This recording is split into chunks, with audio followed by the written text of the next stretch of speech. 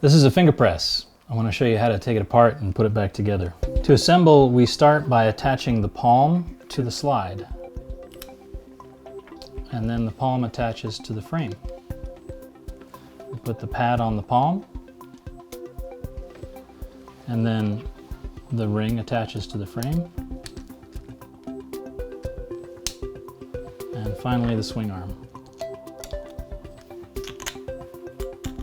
This part is the swing arm. It comes in 3 sizes for different lengths, so you might need to change it. To remove the swing arm, you hold the frame on one side and you push with the swing arm and then rotate it out. And to put it back in, you push it in and rotate it in. That's it.